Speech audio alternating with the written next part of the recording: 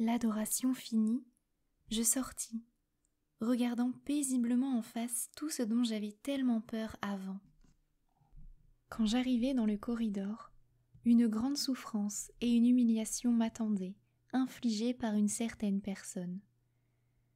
Je les acceptai en soumission à une volonté plus haute et je me suis fortement serrée contre le Sacré-Cœur de Jésus, montrant de cette façon que je suis prête à ce à quoi je me suis offerte.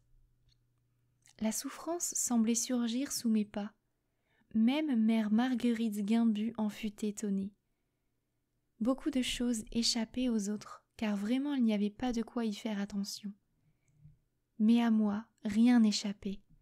Chaque mot était analysé, chaque pas observé. Une sœur me dit « Préparez-vous, ma sœur, à recevoir une petite croix que vous réserve la Mère supérieure. J'ai pitié de vous, ma sœur. » Et mon âme se réjouit, car j'y étais prête depuis longtemps. Quand elle perçut mon courage, elle fut étonnée. Je vois maintenant que l'âme seule ne peut pas grand-chose par elle-même, mais avec Dieu elle peut tout.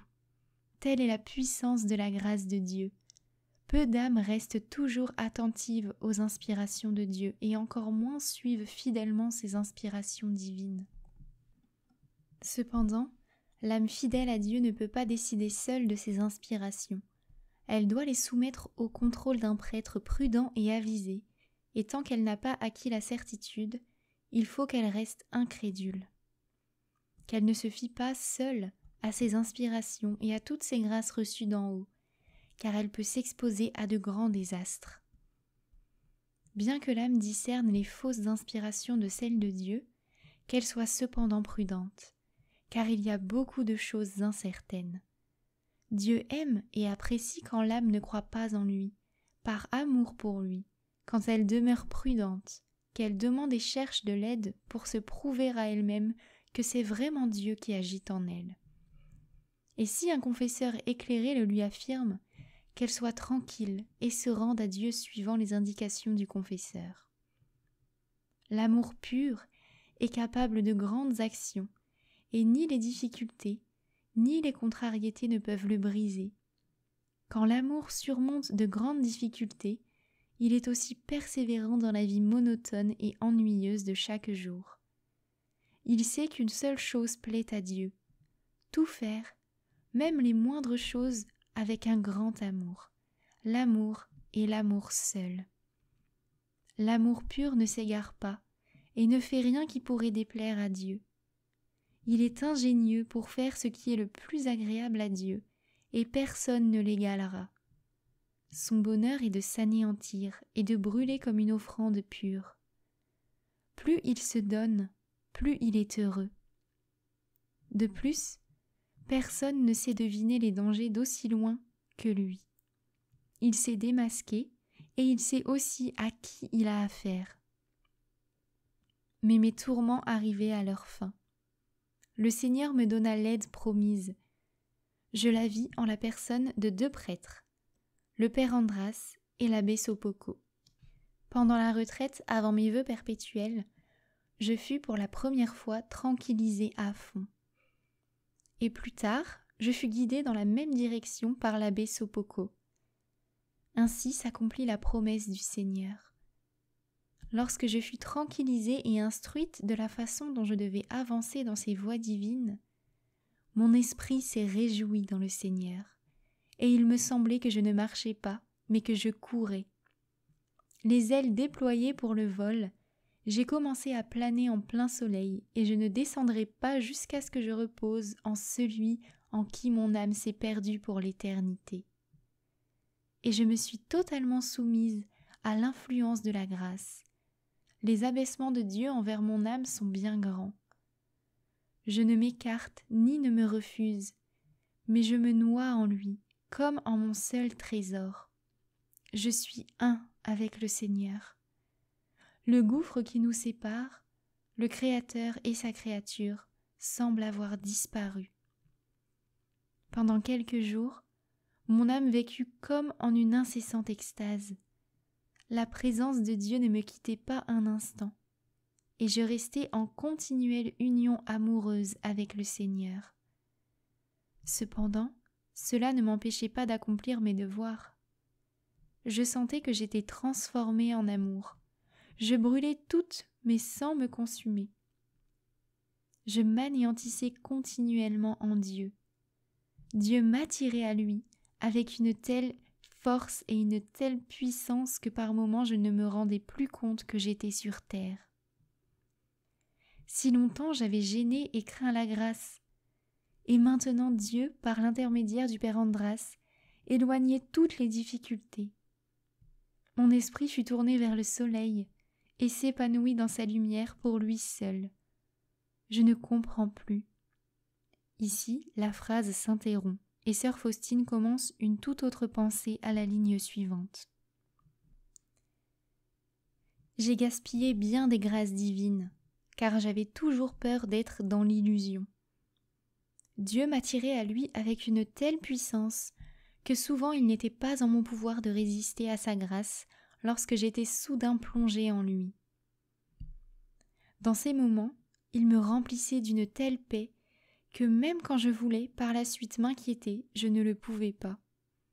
Et un jour, j'entendis dans mon âme ces paroles. Pour que tu sois assuré que c'est moi qui suis l'auteur de toutes ces exigences, je t'accorderai une paix si profonde que même si tu voulais t'inquiéter et t'effrayer, aujourd'hui, ce ne sera pas en ton pouvoir. L'amour va inonder ton âme jusqu'à l'oubli de toi. Plus tard, Jésus me donna un autre prêtre, devant lequel il m'ordonna de dévoiler mon âme. Je le fis au premier moment avec un peu d'hésitation, ce qui me valut une sévère réprimande de Jésus, à la suite de laquelle mon âme fut envahie par une profonde humilité. Sous sa direction, cependant, mon âme progressait rapidement dans l'amour de Dieu, et de nombreuses demandes du Seigneur furent extérieurement accomplies. Plus d'une fois, son courage et sa profonde humilité retinrent mon attention. Oh, que mon âme est misérable! Elle a gaspillé tant de grâces. Je fuyais Dieu, et il me poursuivait de ses grâces. Le plus souvent, je recevais des faveurs de Dieu lorsque je ne m'y attendais pas. Depuis que le Seigneur m'a donné un directeur, je suis plus fidèle à la grâce. C'est avec ce directeur et en vertu de sa vigilance pour mon âme que j'ai expérimenté ce qu'est la direction spirituelle et comment Jésus la conçoit. Jésus m'avertissait de la plus petite faute. Il insistait sur le fait que c'est lui qui décide dans toutes les affaires que je soumettais à mon directeur et que tous les manquements envers celui-ci l'atteignaient lui-même. Quand mon âme commença à goûter un profond recueillement et la paix sous cette direction, j'entendis souvent ces mots plus d'une fois répétés. « Fortifie-toi pour le combat ». Jésus m'a souvent révélé ce qui lui déplaît en moi, et plus d'une fois, il m'a réprimandé pour des choses minimes en apparence, mais qui, à vrai dire, avaient une grande signification. Il m'avertissait et m'exerçait comme un maître. Pendant de nombreuses années, c'est lui-même qui m'a élevé jusqu'au moment où il me donna un directeur de conscience. Auparavant, il m'expliquait lui-même ce que je ne comprenais pas. Maintenant, il m'ordonne de questionner en toute chose mon confesseur. Il m'a souvent dit « Je te répondrai par sa bouche, sois tranquille ». Il ne m'est jamais arrivé de recevoir une réponse contraire à ce que le Seigneur exigeait de moi, dans le cadre de ce que j'avais soumis à mon directeur. Parfois Jésus me recommandait certaines choses ignorées de tous, et quand je m'adressais à mon confesseur, celui-ci me recommandait la même chose. Cela n'arrivait pas souvent. Lorsqu'une âme a longtemps reçu lumière et inspiration en abondance, et que ses confesseurs ont confirmé sa paix et la provenance divine de ses inspirations, si son amour est grand, Jésus lui indique qu'il est temps d'utiliser ce qu'elle a reçu et de passer à l'action. L'âme réalise que le Seigneur compte sur elle et cette connaissance augmente ses forces. Elle sait que, pour rester fidèle, elle devra plus d'une fois s'exposer à des difficultés, mais elle a confiance en Dieu, et grâce à cette confiance, elle arrive là où Dieu l'appelle. Les difficultés ne l'effraient pas, elles sont pour elle comme le pain quotidien.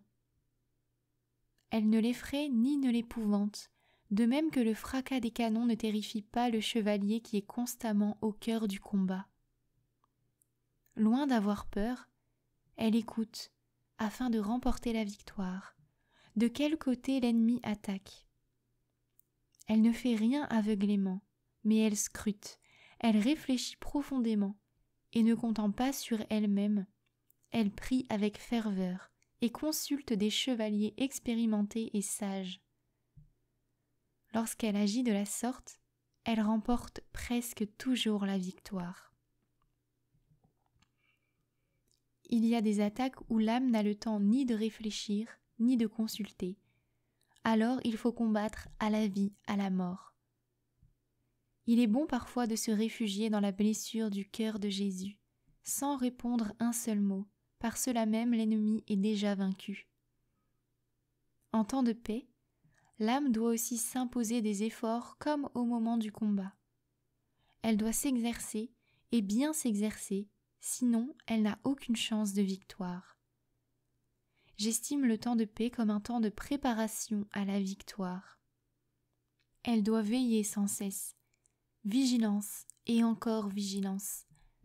L'âme qui réfléchit reçoit beaucoup de lumière. L'âme dissipée s'expose à la chute, qu'elle ne s'étonne pas si elle tombe. Ô Esprit divin, directeur de l'âme, sage est celui que vous avez exercé.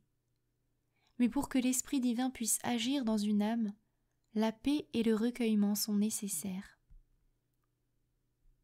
L'oraison. Par l'oraison, l'âme s'arme pour le combat. En quelque état qu'elle soit, elle doit prier. L'âme pure et belle doit prier, sous peine de perdre sa beauté. L'âme qui tend vers cette pureté doit prier, sinon elle n'y arrivera pas. L'âme qui vient de se convertir doit prier pour persévérer. L'âme pécheresse, plongée dans le péché, doit prier pour pouvoir se relever. Ainsi, il n'y a pas d'âme qui ne soit obligée de prier, car c'est par la prière que la grâce descend sur elle. Je me rappelle que j'ai reçu beaucoup de lumière pendant les adorations que je faisais, pendant 1 demi-heure chaque jour, durant le carême, prosternée devant le Saint-Sacrement. C'est alors que j'approfondis la connaissance que j'avais de moi-même, ainsi que celle de Dieu. Bien qu'ayant la permission des supérieurs, j'eus beaucoup de difficultés à faire ainsi oraison. Que l'âme sache que pour prier et persévérer dans l'oraison, il faut s'armer de patience et surmonter courageusement toutes les difficultés intérieures et extérieures.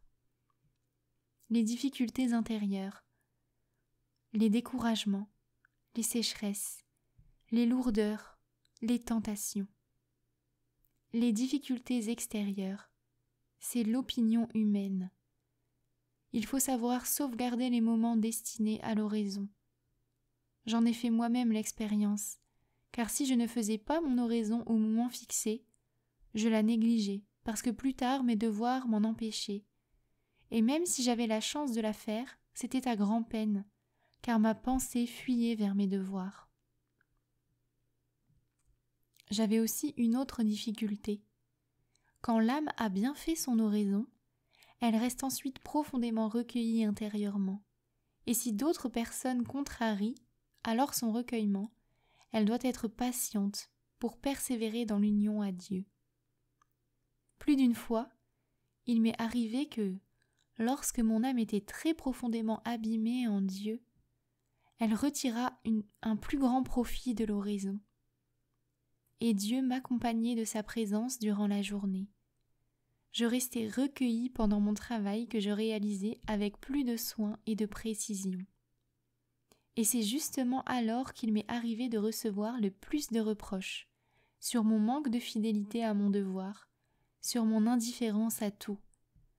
car les âmes moins recueillies veulent que les autres, qui sont pour elles un remords incessant, leur ressemblent. L'âme noble et sensible, qui peut même être très simple, mais qui a des sentiments délicats, voit Dieu en tout et le rencontre partout. Elle sait trouver Dieu même dans les choses les plus secrètes. Tout a de l'importance pour elle. Elle apprécie tout, elle remercie Dieu pour tout, elle tire un profit spirituel de tout, et tout lui est une occasion de louer Dieu. Elle a confiance en lui et ne se trouble pas quand vient le temps des épreuves. Elle sait que Dieu est toujours le meilleur des pères, et elle fait peu de cas de l'opinion humaine. Attentive au moindre souffle de l'Esprit Saint, elle jouit de cette hôte spirituelle et se tient près de lui comme un enfant près de sa mère. Là où d'autres âmes s'arrêtent et ont peur, elle passe sans crainte et sans difficulté. Quand le Seigneur veut être seul près de l'âme et la conduire, il éloignera d'elle tout ce qui est extérieur. Lorsque je tombai malade et qu'on me transporta à l'infirmerie, cela me causa des ennuis. Nous étions 2 malades à l'infirmerie. Les sœurs venaient voir sœur N. Personne ne venait me voir. Il est vrai que c'est une infirmerie, mais chacune a sa cellule. Les soirées d'hiver étaient longues. Sœur N avait de la lumière, un récepteur de radio. Moi, je ne pouvais même pas préparer ma méditation, faute de lumière. Près de 2 semaines plus tard, un soir, je me plaignis au Seigneur de beaucoup souffrir et de ne même pas pouvoir préparer ma méditation, faute de lumière. Et le Seigneur me répondit que chaque soir il viendrait et m'indiquerait les points à méditer le lendemain. Ces points concernaient toujours sa douloureuse passion. Il me disait « Considère ma passion devant Pilate ». Et ainsi, pendant toute la semaine, je considérais un par un les différents moments de sa douloureuse passion. À partir de ce moment, une grande joie pénétra dans mon âme et je ne désirais plus ni visite ni lumière. Jésus me suffisait en tout. La sollicitude des supérieurs pour les malades était bien grande. Pourtant le Seigneur en avait disposé ainsi. Je me sentais délaissée. Pour pouvoir agir seul, ce Maître incomparable éloigne tout ce qui est créé. Parfois, j'éprouvais de telles persécutions et souffrances que même Mère Marguerite me dit « Sur votre voie, ma sœur, les souffrances surgissent comme d'elles-mêmes sous vos pas. Je vous vois, ma sœur, comme une crucifiée. Cependant, j'ai remarqué que Jésus y est pour quelque chose. Soyez fidèles au Seigneur. » Je désire noter un rêve que j'ai eu. J'ai rêvé de Sainte Thérèse de l'Enfant Jésus. J'étais encore novice et j'avais certaines difficultés que je ne pouvais surmonter. Ces difficultés étaient intérieures et des difficultés extérieures s'y mêlaient. Je faisais des neuvaines à divers saints, mais l'épreuve devenait de plus en plus lourde. Mes souffrances étaient si grandes que je ne savais plus comment vivre et soudain l'idée me vint de prier Sainte Thérèse de l'Enfant Jésus. J'ai commencé une neuvaine à cette sainte. Avant mon entrée au couvent, j'avais une grande dévotion envers elle. Je l'avais un peu négligée depuis. Mais dans la nécessité où je me trouvais, j'ai commencé à la prier avec une grande ferveur. Le 5e jour de la neuvaine, Sainte Thérèse m'apparut en rêve, mais elle me semblait être encore sur la terre.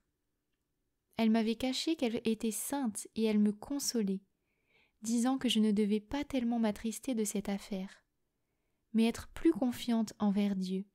Elle me disait « Moi aussi j'ai beaucoup souffert. » Je ne croyais pas trop qu'elle avait tant souffert, et je lui dis « Il me semble que vous ne souffrez pas du tout. » Cependant, Sainte Thérèse me répondit d'une manière convaincante qu'elle avait beaucoup souffert.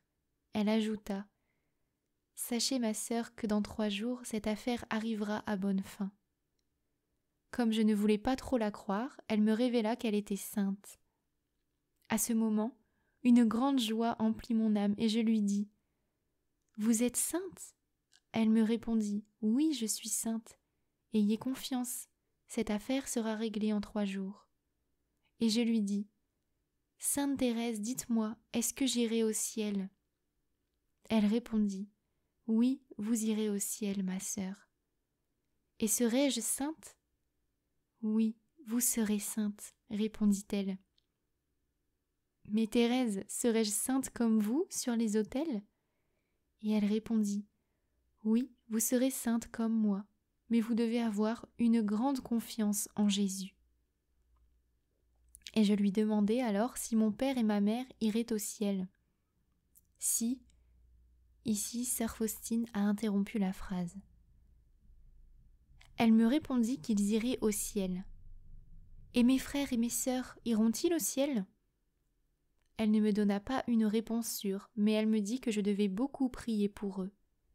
Je compris qu'ils avaient besoin de beaucoup de prières. C'était comme un rêve, et comme dit le proverbe, « Dieu est foi, songe et mensonge. » Cependant, le 3e jour, je réglai cette difficulté très facilement. Tout s'accomplit exactement comme elle me l'avait dit. C'est un rêve, mais il avait sa signification. Une fois, alors que j'étais à la cuisine avec sœur N, elle s'est un peu fâchée contre moi, et comme pénitence, elle me fit asseoir sur la table. Elle-même s'activait, elle nettoyait, elle frottait, et moi, je restais assise sur la table. Les sœurs venaient et s'étonnaient de me voir ainsi. Chacune disait son mot. Elle est désœuvrée. Quelle extravagante. Quelle sœur fera-t-elle ? Je n'étais alors que postulante. Néanmoins, au nom de l'obéissance, je ne pouvais descendre, puisque la sœur m'avait ordonné, au nom de l'obéissance, de rester assise, jusqu'à ce qu'elle me dise de descendre. Vraiment, Dieu seul sait combien d'actes d'abnégation je fis alors. Il me semblait brûler de honte. Plus d'une fois, Dieu m'éprouva de la sorte pour me tremper intérieurement, mais il me récompensa de cette humiliation par une grande consolation. Pendant la bénédiction, je le vis très beau. Jésus me regarda avec bienveillance et dit « Ma fille, n'aie pas peur des souffrances. Je suis avec toi. » Une autre fois, j'étais de service pendant la nuit, et la peinture de ce tableau me faisait beaucoup souffrir. Je ne savais plus à quoi m'en tenir, tant on m'avait persuadé que c'était là une illusion. Par ailleurs, un prêtre m'avait dit que peut-être, justement, Dieu voulait être honoré par ce tableau, et qu'il fallait donc tâcher de le faire peindre. Cependant, mon âme était très fatiguée. Quand je suis entrée dans la petite chapelle, j'ai approché ma tête du tabernacle. J'ai frappé à la porte, et j'ai dit « Jésus, voyez quelle grande difficulté me cause ce tableau. » J'entendis alors une voix venant du tabernacle. « Ma fille, tes souffrances ne vont plus durer longtemps. » Un jour, je vis 2 routes. L'une large, sablonneuse et semée de fleurs, pleine de joie, de musique et de toutes sortes de plaisirs. Les hommes passaient sur cette route dansant et s'amusant. Ils arrivaient au terme sans s'en apercevoir. Or, à la fin de cette route, il y avait un horrible gouffre, l'abîme infernal. Les âmes y tombaient aveuglément, et en si grand nombre qu'on ne pouvait les compter. La deuxième était plutôt un sentier, car elle était étroite, semée de ronces et de pierres. Et ceux qui avançaient sur cette route étaient en larmes, la souffrance était leur part. Les uns tombaient sur les pierres, mais ils se relevaient aussitôt et continuaient à avancer. Au bout de la route, il y avait un magnifique jardin, rempli de toutes sortes de bonheur. Toutes les âmes y entraient, et dès qu'elles en avaient franchi le seuil, elles oubliaient leur souffrance. Une fois, il y avait l'adoration chez les sœurs de la Sainte Famille. J'y suis allée le soir avec une de nos sœurs. Dès que je suis entrée dans la petite chapelle, la présence de Dieu envahit mon âme. Je priais comme en de tels moments, sans prononcer de paroles. Soudain, je vis le Seigneur qui me dit : « Sache que si tu négliges la peinture de ce tableau et toute l'œuvre de la miséricorde, tu devras rendre compte, au jour du jugement, d'un grand nombre d'âmes. » À ces paroles du Seigneur, la frayeur s'empara de moi. Je n'arrivais pas à me tranquilliser. Ces mots sonnaient à mes oreilles. Ainsi, je ne devrais pas répondre seulement pour moi-même au jour du jugement, mais aussi pour d'autres. Ces mots se gravèrent profondément dans mon cœur. Rentrée à la maison, je suis allée chez le petit Jésus. Je me suis prosternée devant le Saint-Sacrement et j'ai dit au Seigneur : « Je ferai tout mon possible, mais je vous en supplie, soyez toujours avec moi et donnez-moi la force d'accomplir votre sainte volonté. Car vous pouvez tout, et moi je ne peux rien de moi-même. » Il m'arrive depuis quelque temps que mon âme sente aussitôt quand quelqu'un prie pour moi, et de même, si une âme désire, même sans me le dire, que je prie pour elle, je le ressens aussi dans mon âme, au point que j'éprouve une certaine inquiétude, comme si quelqu'un m'appelait. Et quand je prie, je recouvre la paix. À un certain moment, je désirais beaucoup communier. Mais j'avais un doute, et je ne suis pas allée à la sainte table. J'en souffrais terriblement. Il me semblait que mon cœur éclatait de douleur. Tandis que j'étais occupée à mon travail, le cœur plein d'amertume, Jésus se trouva soudain près de moi et me dit : « Ma fille, n'ommez pas la Sainte Communion, à moins que tu saches que tu es tombée gravement. De plus, qu'aucun doute ne t'arrête pour t'unir à moi dans mon mystère d'amour. Tes menues fautes disparaîtront dans mon amour comme un brin de paille jeté dans une grande fournaise. Sache que tu m'attristes beaucoup quand tu me délaisses dans la Sainte Communion. » Le soir, quand je suis entrée dans la petite chapelle, j'entendis : « Ma fille, médite ces paroles. » Étant tombé en agonie, il priait plus instamment. Lorsque j'ai commencé à réfléchir plus profondément, mon âme fut envahie par une grande lumière. J'ai reconnu qu'il nous faut beaucoup de persévérance dans l'oraison et que notre salut dépend souvent d'une prière bien difficile.